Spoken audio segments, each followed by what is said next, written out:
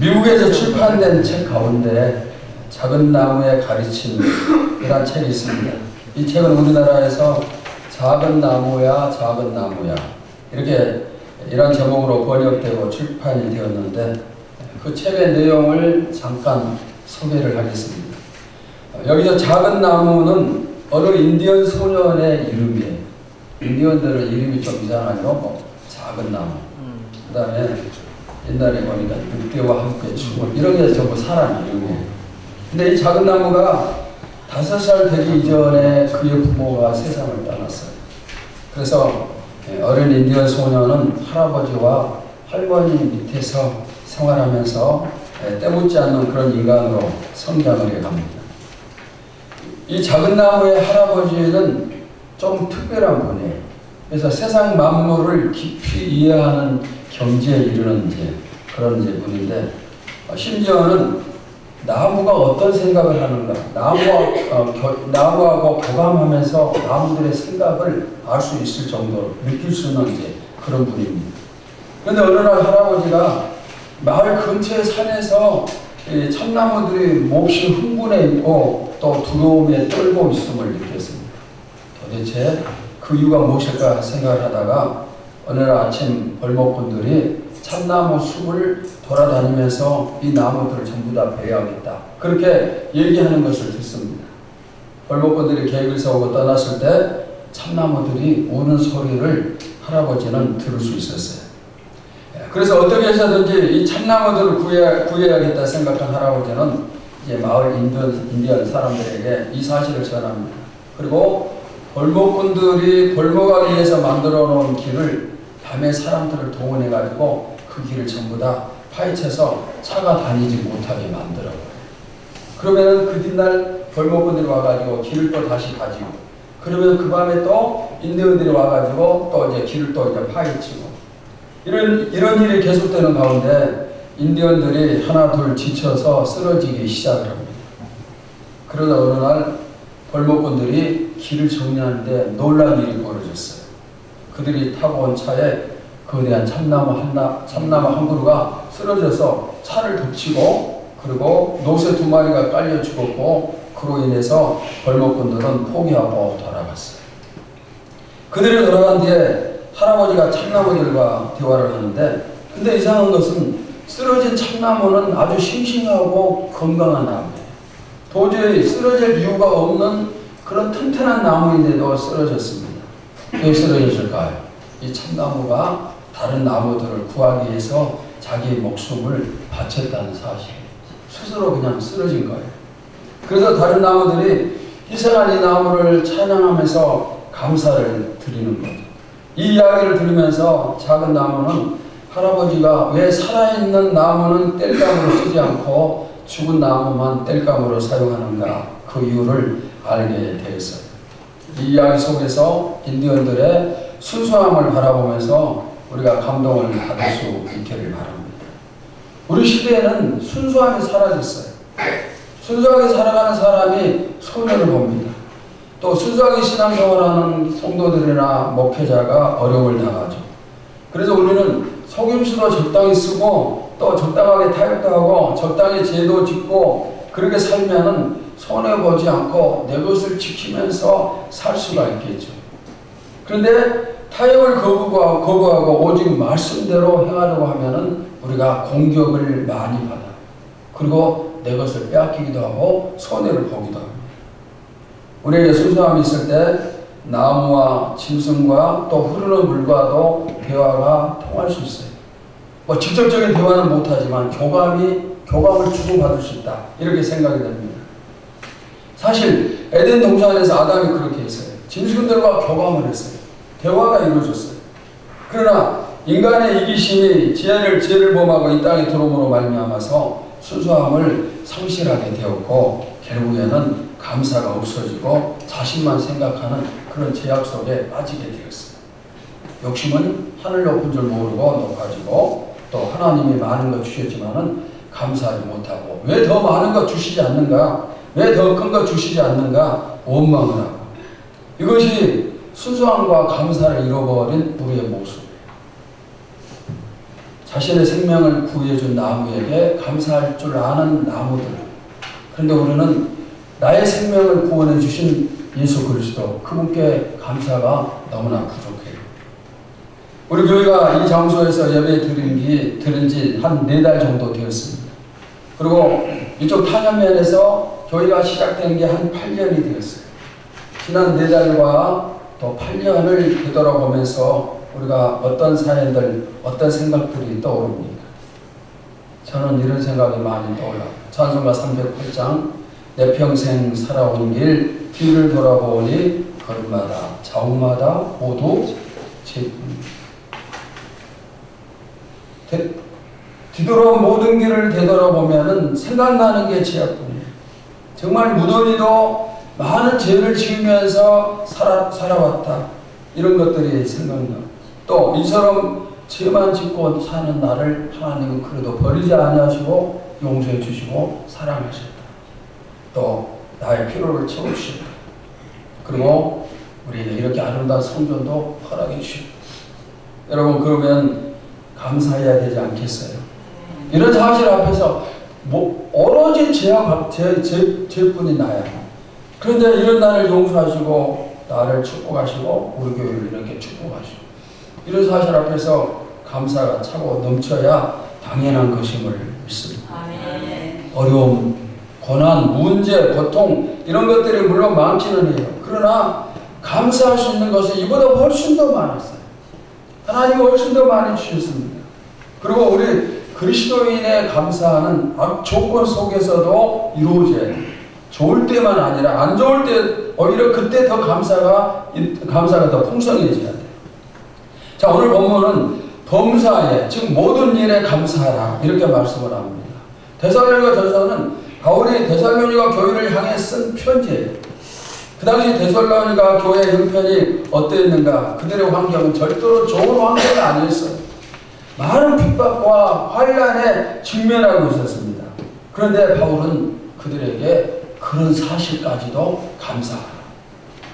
그런 사실까지도 감사하라 이렇게 명령을 합니다. 여러분, 감사하라는 것은 그냥 해도 되고 안 해도 된다, 그게 아니고 하나님의 명령이에요.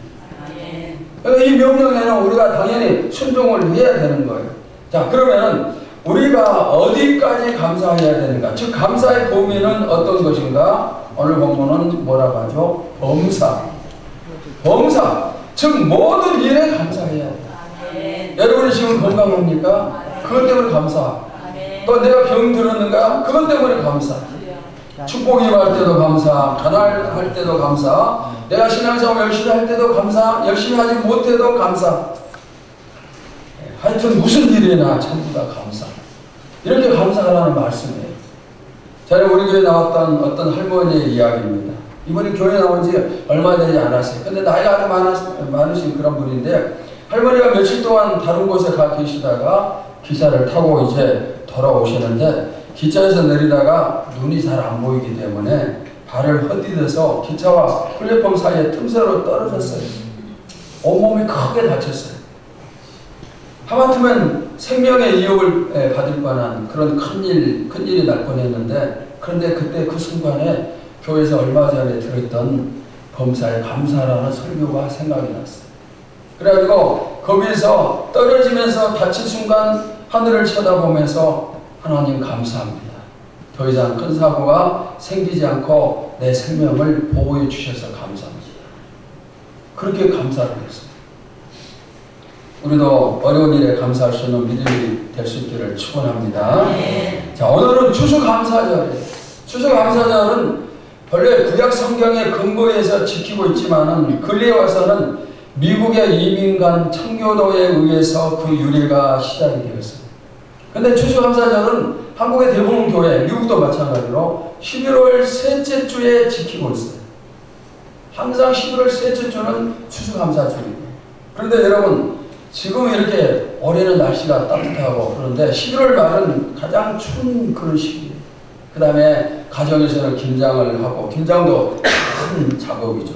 월동 준비를 하고, 그 다음에 학생들은 대학 입시가 기다리고 있고, 11월 달에 정말 악조건의 그런 상황, 좋지 않은 일들, 그런 상황이 11월 달에 많이 펼쳐집니다. 그런데 이런 악조건 상황이 많은 때를 추수감사절로 정해서 특별하게 감사 예배 드리냐.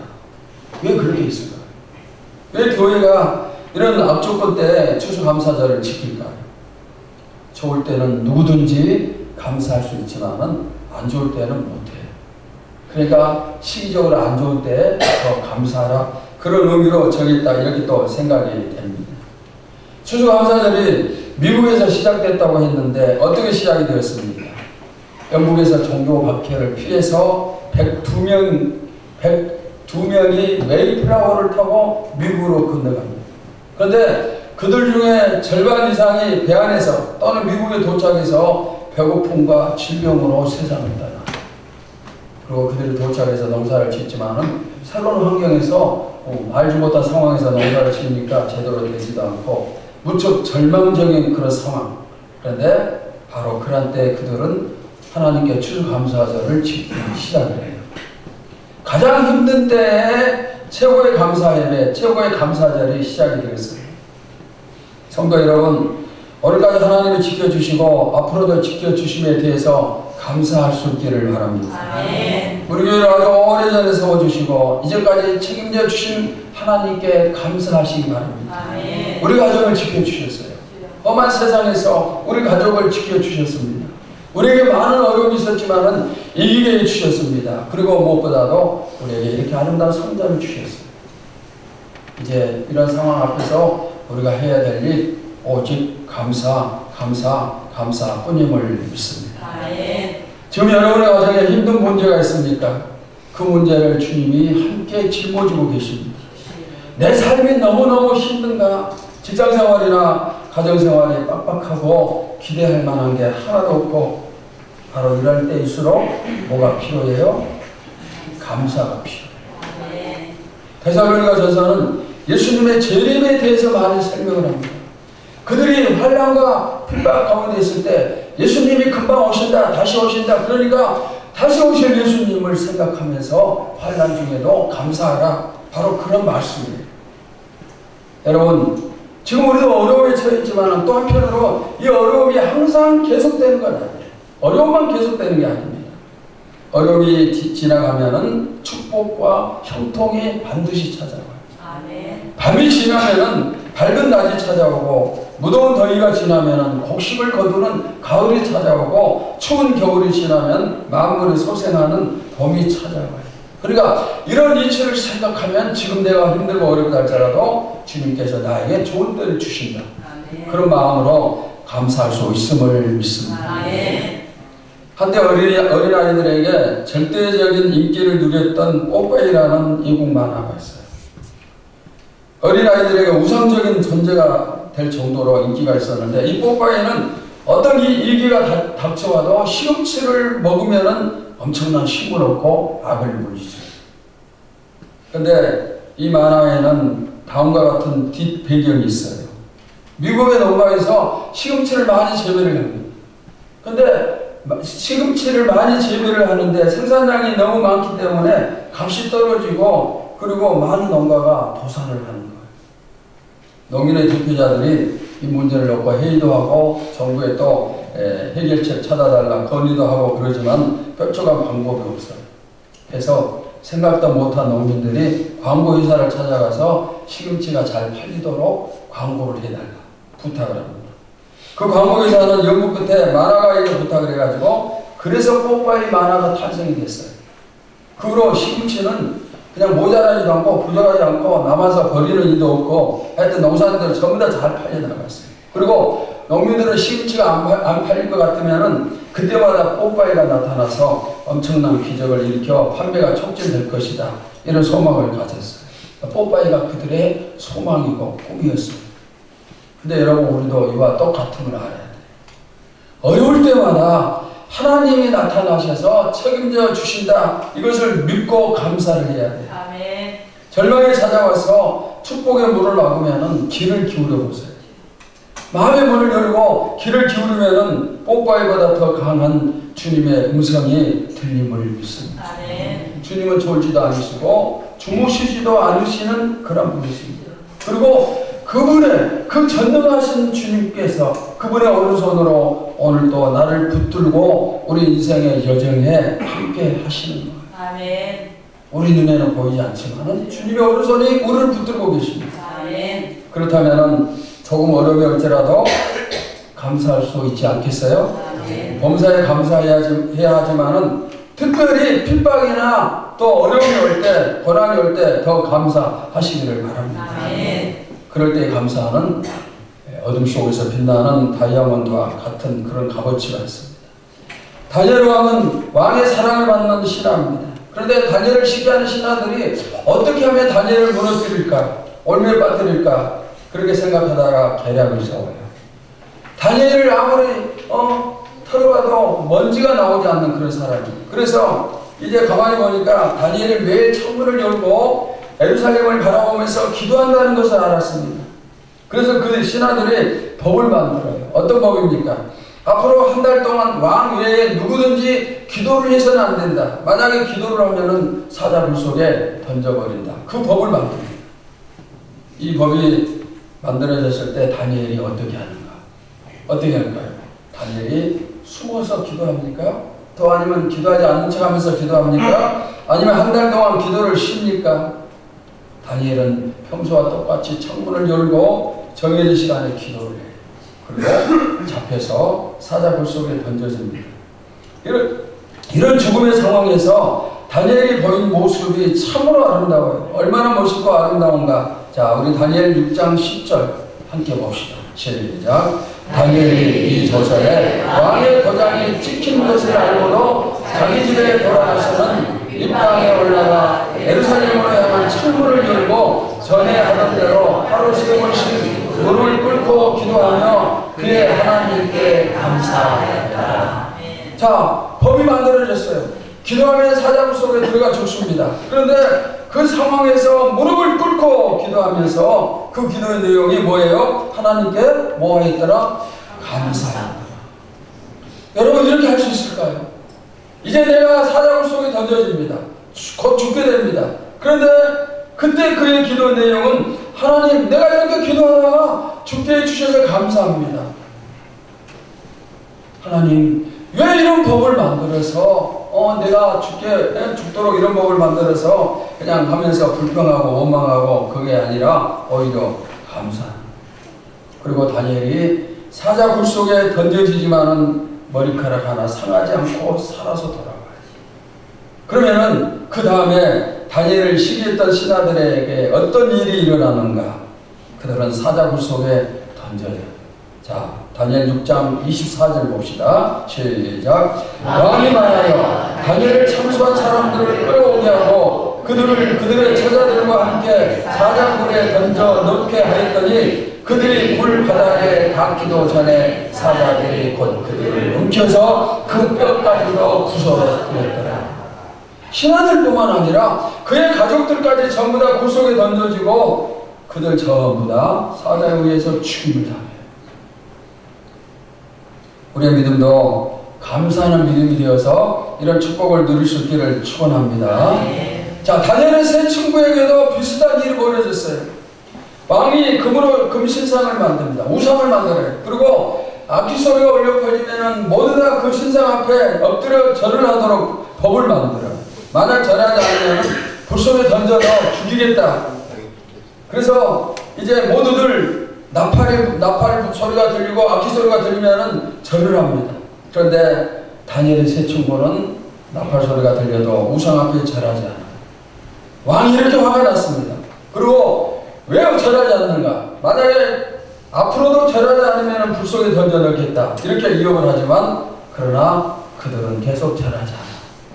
자, 세 친구들이 왕의 위협 앞에서 뭐라고 얘기하는가? 우리 다니엘 3장 17절, 18절 봅시다. 시작. 왕이여, 우리가 섬기는 하나님이 계신다면 우리를 멸렬히 타는 풀무불 가운데에서 능히 건져내시겠고 왕의 손에서도 건져내시리라. 그렇게 하지 아니하실지라도 왕이여, 우리가 왕의 신들을 섬기지도 아니하고 왕이 세우신 금신상에게 절하지도 아니할 줄을 아옵소서. 이 세 친구가 뭐라고 얘기합니까? 우리가 우상 앞에 절하지 않고 불 속에 들어간다 할지라도 하나님이 구해 주십니다. 그러나 하나님이 구해 주시지 않는다 할지라도 그럼에도 불구하고 우리는 절하지 않습니다. 왜? 우상 앞에 절하는 거 하나님이 원치 않기 때문에. 노한 왕이 다니엘의 세 친구를 불 속에 집어 던집니다. 그 다음 무슨 일이 생겼을까요? 3장 27절 봅시다. 시작. 총독과 지사와 행정관과 왕의 모사들이 모여 이 사람들을 본즉 불이 능히 그들의 몸을 해하지 못하였고 머리털도 그을리지 아니하였고 겉옷빛도 변하지 아니하였고 불탄 냄새도 없었더라. 하나님이 그들을 보호하셨어요. 우리가 기도할 때 가끔 이런 기도하죠. 머리털 하나 상하지 않도록 보호해달라. 근데 지금 여기서 그게 나온 거예요. 머리털도 걸지 않았어요. 만약에 이 세 친구가 살기 위해서 우상 앞에 절했다면 그 다음에 무슨 일이 일어났을까요? 물론 우리는 그 뒤를 알 수 없지만은 안 좋은 일이 일어났겠죠. 여러분 그렇다고 해서 불 속에라도 언제나 몸을 던지면 안 돼요. 하나님이 때로는 다니엘 세 친구처럼 불 속에서도 구원해 주시지만 또 사실은 불에 의해 화형당한 그런 성도들 많아요. 짐승에 의해 찢겨 죽임을 당한 그런 순교자들 많아요. 때로는 하나님 보호해 주시고 때로는 순교하도록 그대로 그냥 보호해 주시지 않고 순교하도록 그렇게 놔두시고 하나님의 계획에 따라서 그렇게 하시는 거예요. 주님께서 여러분과 우리 교회 모든 문제를 해결해 주심을 믿고 감사하시기 바랍니다. 그러나 설령 하나님 그렇게 하시지 아니하신다 할지라도 나는 하나님을 더 섬기겠습니다. 더 감사하겠습니다. 이런 마음을 가지시기를 축원합니다. 어떤 것을 바라보면서 감사하는 것, 어떤 것도 무엇을 주셔서 감사하는 것은 좀 수준이 낮은 그런 차원이 낮은 감사죠. 나를 구원해 주신 것보다 나를 구원하시고 천국 백성 삼아 주신 것보다 더 큰 사랑, 더 큰 희생, 더 큰 선물이 어디에 있어요? 가장 큰 선물, 가장 큰 축복이 주님의 십자가입니다. 그 선물을 여러분이 이미 받았기 때문에 아무리 어려운 일이 있다 할지라도 그 선물 생각하면서 감사하면 얼마든지 감사할 수 있음을 믿습니다. 우리는 내일 일을 알 수가 없어요. 지금 일어나는 일이 내일 어떻게 되는지 모릅니다. 오늘 어려운 일이 내일 좋은 일이 될 수도 있고 내일도 계속 어려울 수도 있습니다. 오늘 축복이 내일도 축복일 수 있고 또 가난으로 바뀔 수도 있습니다. 우리는 내일 어떻게 될지 아무도 모릅니다. 그러나 한 가지 분명하게 아는 게 한 가지 사실이 있는데 그게 뭔가 로마서 8장 20 몇 절이에요? 8절. 로마서 8장 28절. 제가 수없이 말씀드린 구절. 우리 다시 한번 봅시다. 시작. 우리가 알거니와 하나님을 사랑하는 자 곧 그의 뜻대로 부르심을 입은 자들에게는 모든 것이 합력하여 선을 이루느니라. 오늘의 슬픔도 기쁨도 문제도 고난도 핍박도 가난도 축복도 건강도 질병도 교회가 붕대든 붕대지 않던 모든 것이 합력하여 무엇을 이루어요? 선을 이루어요. 이 선이 무엇입니까? 아주 좋은 결과를 의미합니다. 하나님의 귀한 뜻을 이루고 선을 이루기 위해서는 어려울 때도 당연히 있어야 돼요. 어려움이 없으면 합력할 선도 없어요. 고난이 없으면 영광도 없다고 그랬어요. 저는 우리 교회 바라보면서 항상 꿈을 꾸고 있어요. 제가 감사한 것은 제가 늘 꿈을 꾼다는 것이 너무너무 제 자신에게 감사해요. 목사님들과 얘기 나누고 그러면은 그분들이 저한테 목사님은 꿈이 많아서 너무너무 좋겠다. 그런 말씀을 해요. 여러분도 소망을 가지고 내일을 바라보시기 바랍니다. 2025년을 소망으로 맞이하시기 바랍니다. 지금 힘들고 어려울 수 있습니다. 무거운 짐을 짊어지고 나가야 할 수도 있어요. 아무리 살펴봐도 비빌만한 언덕조차 없을 수도 있어요. 그럼에도 불구하고 꿈을 가지세요. 왜? 하나님은 그 어려움조차 전부 다 합력하여 선을 이루시기 때문에 절대로 이 사실을 여러분 잊지 마시기 바랍니다. 하나님은 우리의 모든 것이 합력하여 선을 이루게 하십니다. 그래서 소망이 있는 거예요. 그러니까 꿈을 꾸는 거예요. 저는 내일 죽는다 할지라도 꿈을 계속 꿀 것 같아요. 그래서 제 별명, 제가 스스로 저한테 별명을 지키를 저는 꿈쟁이 목사예요. 제 별명이 꿈쟁이 목사예요. 여러분도 이제 새로운 별명을 전부 다 가지시기 바랍니다. 무슨 별명? 꿈쟁이 성도. 자, 한번 따라서 합시다. 여러분 별명이 뭐예요? 꿈쟁이 성도. 꿈을 꾸세요. 꿈을 꾸면 이루어지고, 꿈이 없으면 이루어질 것도 없잖아요. 자, 별명이 뭐라고요? 꿈쟁이 성도. 이렇게 꿈을 꾸라고 꿈쟁이 성도 별명까지 지어줘도 나는 꿈이 없어요. 그러면 안 되겠죠. 성경은 감사할 수 있는 방법을 가르쳐줘요. 우리에게 감사라고 하는데, 그럼 어떻게 감사하는가? 자, 데살로니가전서 5장 16절, 17절을 봅시다. 시작. 항상 기뻐하라, 쉬지 말고 기뻐하면 감사가 뒤따르고, 또 기도해도 감사가 뒤따릅니다. 기쁨과 기도의 결과가 감사로 나타나요. 열심히 기뻐하고 열심히 기도한 만큼 감사가 많아져요. 그건 우리가 경험으로 알 수가 있어요. 여러분, 마음에 기쁨이 없으면 감사도 못하잖아요. 그런데 기도하면은 영적으로 충만함을 받고, 그러면 기쁨이 오고, 기쁨이 오니까 그냥 절로 감사가 넘치는 거예요. 그래서 여러분들의 감사를 위해서도 기쁨과 기도가 충만해져야 돼요. 자, 오늘도 제가 그렇게 감사를 강조하고 있고, 성경에서도 강조하는데, 감사하라, 감사하라, 감사하라, 이렇게 끝없이 감사하라는 이유가 무엇입니까? 오늘 본문이 바로 해답이에요. 데살로니가전서 5장 18절 다시 봅시다. 시작. 범사에 감사하라. 이것이 그리스도 예수 안에서 너희를 향하신 하나님의 뜻이니라. 이것이 하나님의 뜻이에요. 하나님이 그토록 원하신 것이라면 우리가 순종하면서 감사해야 되겠죠. 우리 교회에서 제가 가장 강조하는 것이 몇 가지 있어요. 그 중에 특별히 강조하는 건 뭡니까? 오직 주께 영광, 오직 주의 뜻대로, 이 두 가지를 제가 너무너무 강조를 많이 하고 있어요. 믿는 자에게 가장 중요한 것은, 또 교회에 가장 중요한 것은 교회 부흥이 아니에요. 우리가 축복받는 게 아니에요. 좋은 직장 들어가고 결혼 잘하고 돈 잘 벌고 건강하고 행복하고 그런 게 아니에요. 그것은 차후로, 사전이에요. 그러면 어떤 것입니까? 가장 중요한 것은 하나님의 뜻을 이루는 것입니다. 그래서 주기도문에도 그런 말씀이 나오잖아요. 하늘에서 뜻이 이루어지는 것 같이 이 땅에서도 하나님의 뜻이 이루어져야 됩니다. 제일 중요한 겁니다. 우리가 이곳에서 이렇게 아름다운 성전을 세웠지만은 하나님의 뜻이 아니었다면은 하나님의 뜻을 거스르면서 여기다가 성전을 세우고 그렇게 했겠습니까?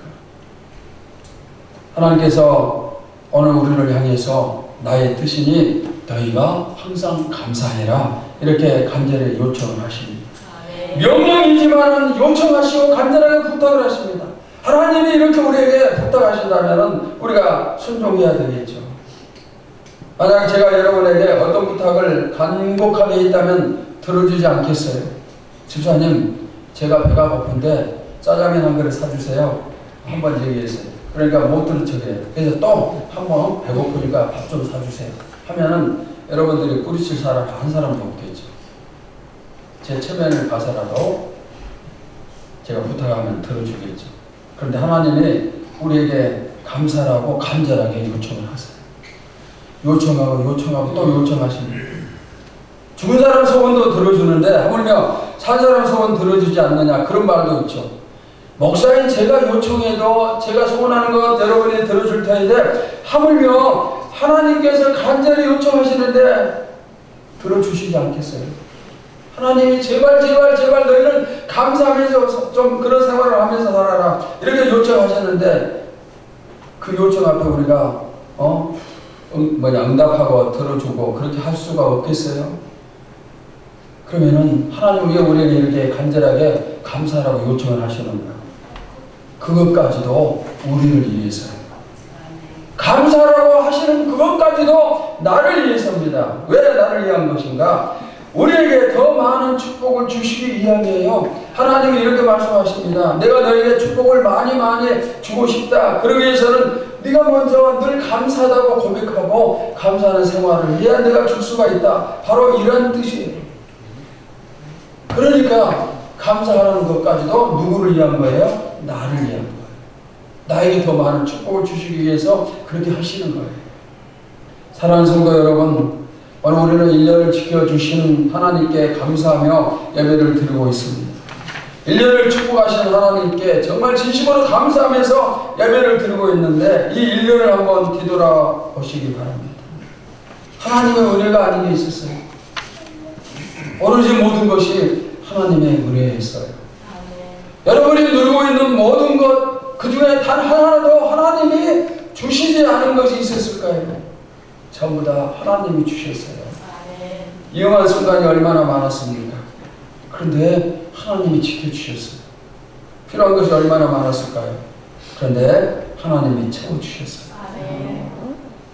이 모든 은혜 앞에 어찌 감사하지 않을 수가 있겠어요?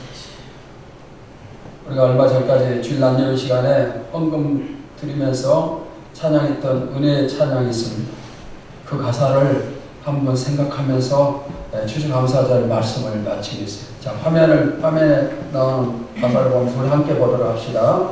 내가 누려왔던 모든 것들이, 내가 지나왔던 모든 시간이, 내가 걸어왔던 모든 순간이 당연한 것 아니라 은혜였어. 아침에가 뜨고 저녁에 노을, 봄의 꽃 향기와 가을의 열매, 피어나는 계절의 모든 순간이 당연한 것 아니라 은혜였어. 모든 것이 은혜, 은혜,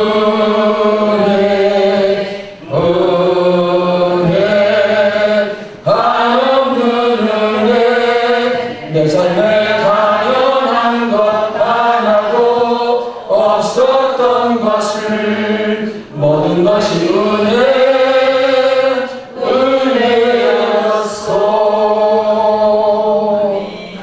하나님 감사합니다. 모든 것이 하나님의 은혜였습니다. 오늘 우리가 이렇게 아름다운 성전에서 추수감사절 예배를 드릴 수 있었던 모든 것, 이 모든 것이 오직 주님의 은혜였습니다. 우연한 것 하나도 없었습니다. 하나님과 관계없는 것 하나도 없었습니다. 처음부터 끝까지 오로지 하나님의 은혜였습니다. 이제 이 사실 늘 잊지 않고 생각하면서 감사의 삶이 이루어지도록 축복하여 주시옵소서. 살아계신 예수님의 이름으로 기도하옵나이다.